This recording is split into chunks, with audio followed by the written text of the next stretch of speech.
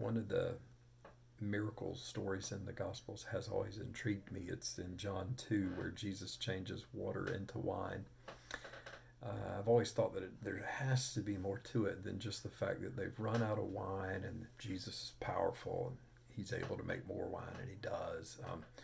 Uh, it's a little odd, and it's a little odd that they run out of wine and Jesus makes more, in light of the fact that a lot of people tend to overdrink at weddings. So anyway, so I was reading John Frame's Systematic Theology, and it's interesting that the pots that were there were for ceremonial Jewish purification rites. And so what's going on is that, sure, Jesus is at a wedding, and his mother is there, and they run out of wine, and he is helpful. He does make more, and he honors his mother by doing that, and he certainly helps out. That happens. But I don't think that's the point. The Gospels were written after there was some time for the disciples to reflect upon all that Jesus said and did, and so they're written purposefully. The stories that are included for a reason. Anyway, back to the story.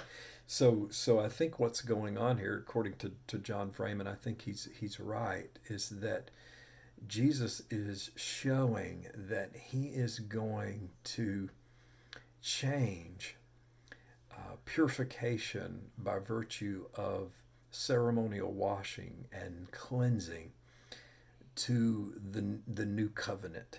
And so what we have is a wedding that foreshadows the wedding supper of the Lamb, where wine is shared, and Jesus is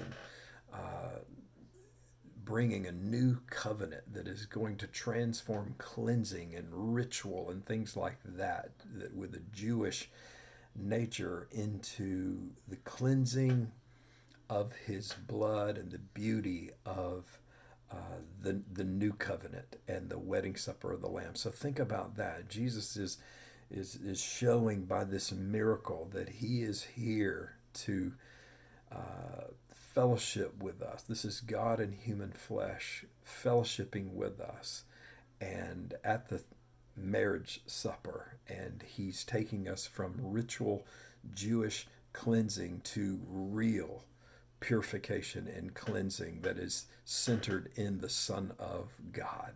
Man, that's pretty awesome, isn't it?